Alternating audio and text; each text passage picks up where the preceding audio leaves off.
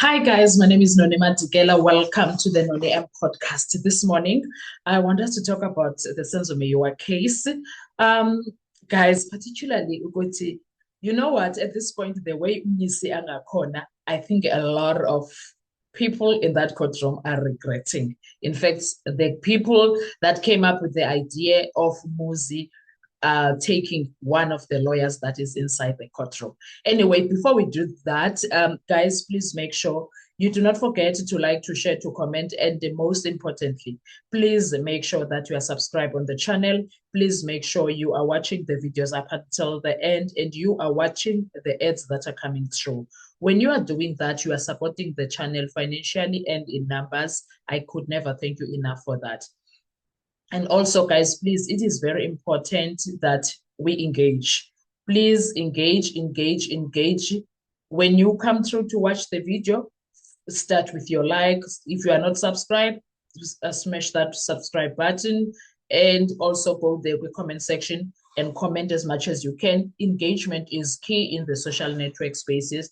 So please assist me to grow my channel. It helps a lot. And I thank you so very much for that. Now, let's talk about why do I think that people are regretting. I think whoever, because I remember it was Judge Rata who spoke about that Muzi must make a decision who's going to be his next lawyer initially, first, and then Maloi got up. It's Rata who always has first-hand information.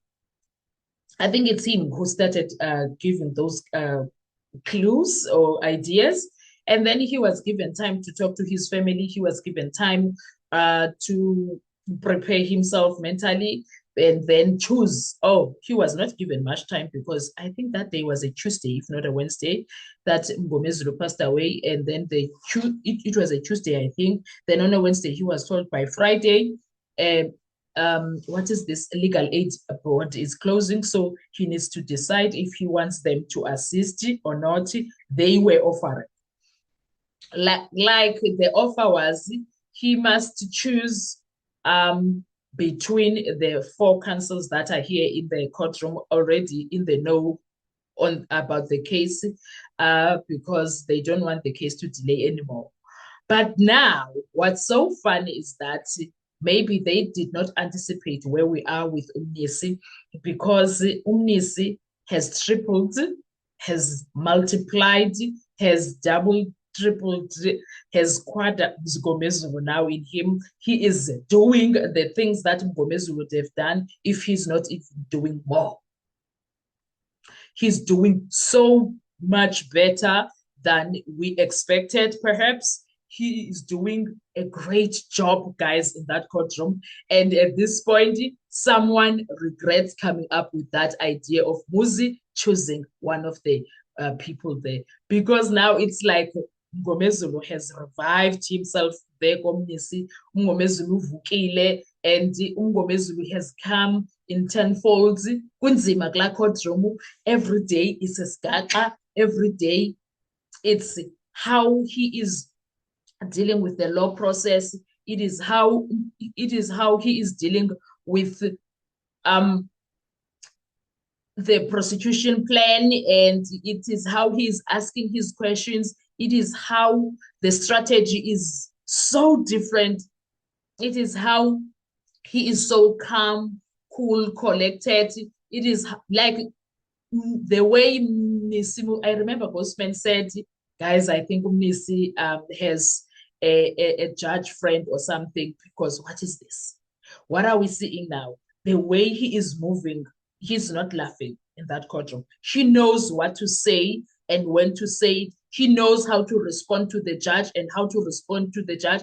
He knows how to anticipate what the judge can do, and he is always prepared. He's always prepared, and he's not getting angry. He is not emotional. Instead, the judge yesterday got emotional over so tribal matters, Zana. But in that court, Bushubile, Ushushu Beatrice, and the Mrs. like, Andy, anyway, you are going to give me. And Ugininda, is also the rope that he has been thinking that he's gonna use to other people. Now his own rope is doing this to him because what is this? Where are we here? What are we watching? Kwenzekalani? Umnisi is dealing with every bit of everything in that courtroom, and I'm here for it, and I'm loving it. I cannot wait for today to see more of what he is going to come up, to see more of what he is going to say, what he is going to do, because it looks like every day we are going to be dealing with the scatcha. Every day we are going to be dealing with something new, and every day, what's this man's name? Gininda is going to contradict himself. Gininda is going to deny what he said a few months ago. Gininda is going, there is a lot going on there, guys. And now I'm here for it. I'm here for it. I'm here for it. I can't. I do not want to lie to you guys. Now I am enjoying the cross-examination, Gamnisi, and I am enjoying how he is conducting himself throughout. I'm enjoying it. I am enjoying it. There's this guy on social media that speaks so well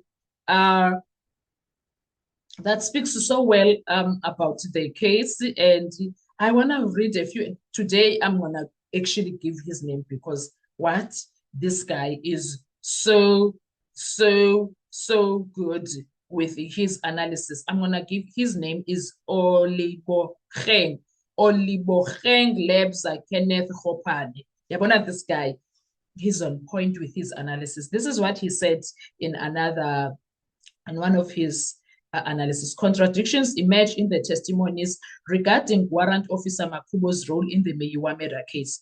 During cross-examination in the Senzo Meyiwa's trial, discrepancies surfaced regarding Warrant Officer Meshach Makhubo's involvement in key investigative decisions. Advocate Charles Nisi questioned Brigadier Bongani Gininda about Makhubo's reported recommendation to release accused number 1, Muzi Sibiya, citing insufficient evidence linking him to Meyiwa's murder. However, Gininda disputed this claim, stating that he was not present during discussions regarding Sibiya's release and that no official statement in the relevant docket referenced Makhubo's involvement in that decision. Further inconsistencies arose concerning Sibiya's initial arrest, which was reportedly based on DRUG-related charges. Mnisi highlighted that Sibiya was later questioned about Meyiwa's murder, implying that the arrest was strategically repurposed for the murder investigation. Gininda, however, maintained that Sibiya's apprehension was influenced by Constable Sizwe Zungu's statement, which implicated him in additional cases. Importantly, Gininda noted that there was no documented evidence in the case dockets proving that investigators interrogated Sibiya about Meyiwa's murder at the time of his arrest. Implications for the defense. These contradictions could strengthen the defense argument by highlighting procedural flaws and inconsistencies in the investigative process. If Makhubo had indeed recommended Sibiya's release due to lack of evidence, it cast doubt on the credibility of the charges against him. Additionally, the absence of documented interrogation records linking Sibiya to the murder at the time of his arrest supports claims that the case against him may have been built on shifting narratives rather than concrete forensic evidence. The defense could argue that these discrepancies indicate investigative lapses, possible misrepresentation of evidence, and a lack of procedural integrity. By emphasizing contradictions in official statements, they may reinforce claims that the accused were unfairly implicated without sufficient legal grounds. Further inconsistencies regarding Makhubo's involvement could be used to question whether all key evidence was thoroughly examined before charges were laid. That's one thing that I'm happy about it, because everything now, every other aspect is being dealt with by UNIS. Every other aspect is being dealt by UNIS. I love it, guys. I love how Nisi is conducting the entire situation. I don't know about you, but personally, I am happy with where we are going. I'm hoping today, even more, we are going to go further. I love Olabo. What's his name? Oliboheng Lebza Kenneth Khopane. I love his way of putting things. His analysis, sorry, is always on point. I appreciate his work. He's great. I just thought, let me today actually mention him like that. Because if he keeps posting things like that, I'm still gonna go and check them out because I love how he thinks. Anyway, guys, thank you so much. I really appreciate you. Enjoy your day. I'll see you on our next video. Bye bye.